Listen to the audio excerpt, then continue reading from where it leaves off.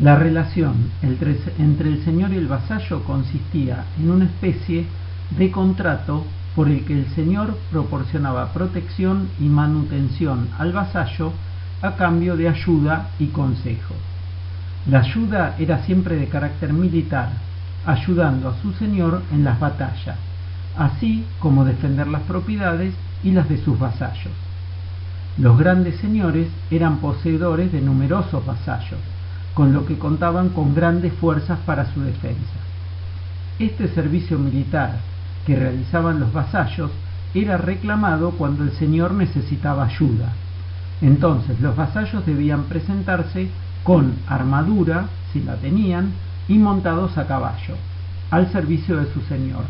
En la base de la pirámide, obviamente, que eran los campesinos que concurrían a ayudar a sus señores y no tenían ni armadura ni caballos, iban a pie y llevaban para luchar las herramientas de labranza, palos, piedras y algunas herramientas, palos con punta, etc. O sea que su armamento era muy básico.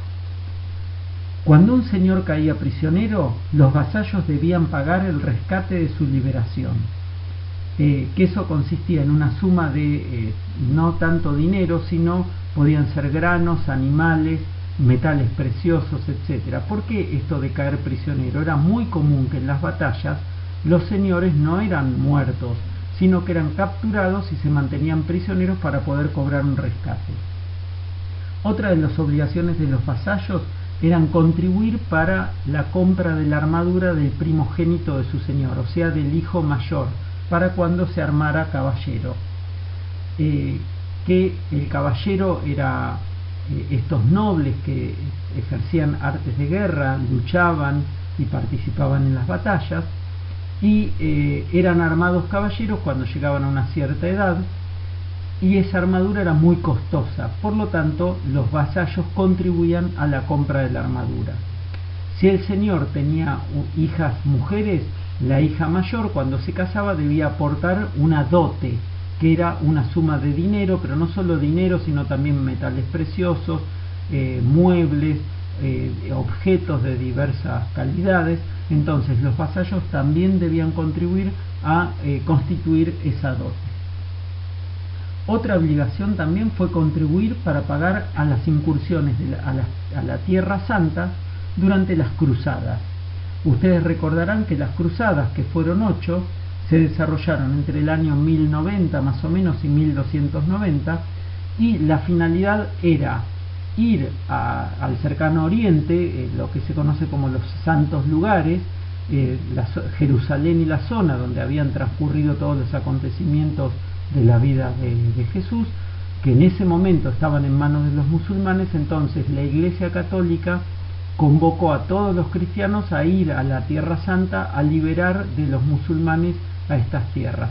Esas incursiones se las llamaron cruzadas, y obviamente que eran expediciones armadas y eran muy costosas. Por lo tanto, los vasallos contribuían para que su señor pueda ir y participar de estas cruzadas. Otras obligaciones del vasallo también era pagar el uso del molino y los hornos. El molino y los hornos eran del señor feudal.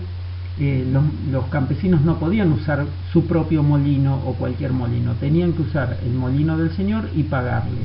Y lo mismo los hornos, había hornos comunitarios en los cuales los campesinos horneaban su pan. No había un horno en cada casa, porque imagínense que era muy costoso la leña, entonces encender un horno requería combustibles que no había. Había un horno comunitario que en general era del señor, entonces pagaban el uso al señor.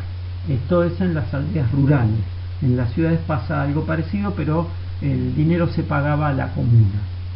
Y algunos señores tenían como feudo un puente, o sea que le había sido entregado un puente, y los que usaban ese puente tenían que pagar el derecho de usarlo, de cruzarlo, que se llamaba pontazgo. Entonces este pontazgo también se debía pagar al señor. Nos suena raro, decimos, ¿cómo? Para cruzar un puente tengo que pagar. Bueno, hoy sigue vigente. Si ustedes usan el puente Zárate Brazo Largo, también tienen que pagar. No es un derecho de pontazgo, pero es un peaje, pero es lo mismo básicamente. Lo que pasa es que en vez de al señor se contribuye al Estado. Bueno, y Piensen que en la base de la pirámide social el campesino tenía obligación de aportar parte de su producción al señor a cambio de su protección militar y jurídica, como habíamos explicado.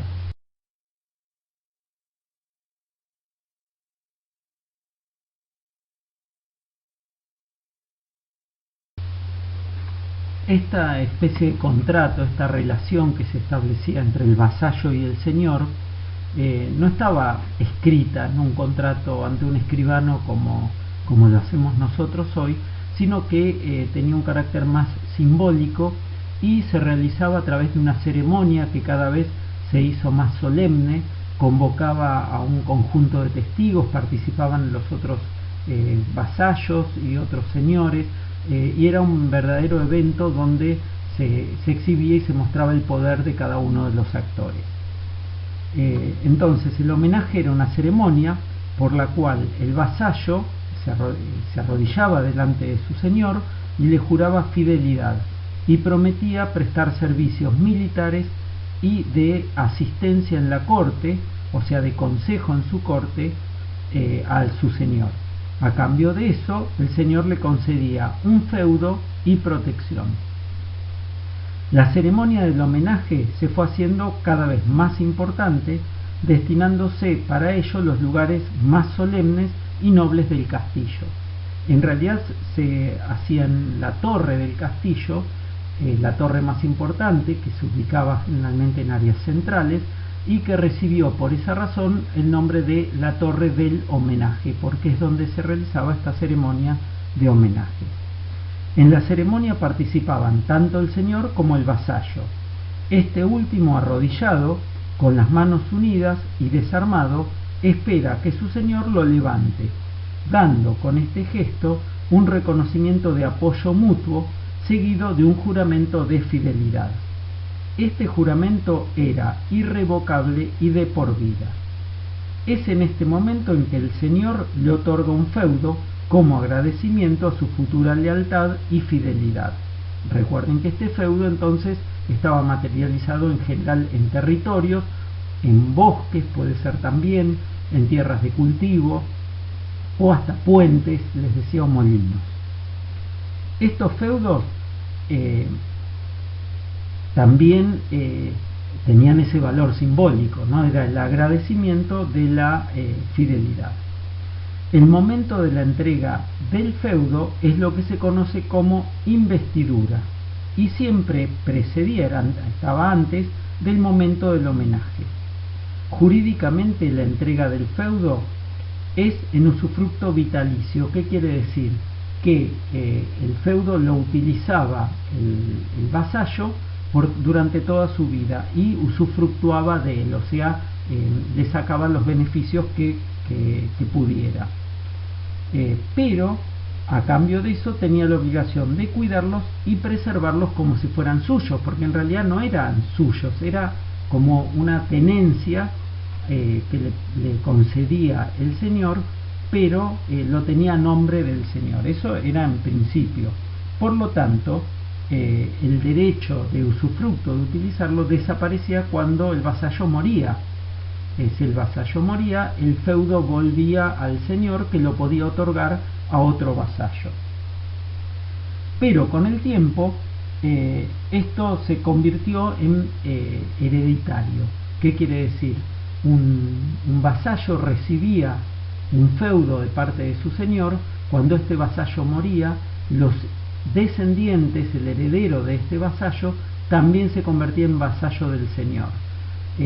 Esto siempre y cuando este heredero jurara fidelidad al cual tenía fidelidad su padre, por ejemplo. Entonces se convirtió en hereditario, limitando un poco las posibilidades de tomar vasallos. Por lo tanto, empieza a desdibujar este sistema. ¿Qué pasaba cuando el vasallo no cumplía con su juramento? Bueno, se consideraba lo que se llama felón, o sea, un mal vasallo, y perdía la confianza del señor y a veces podía también ser despojado de su feudo.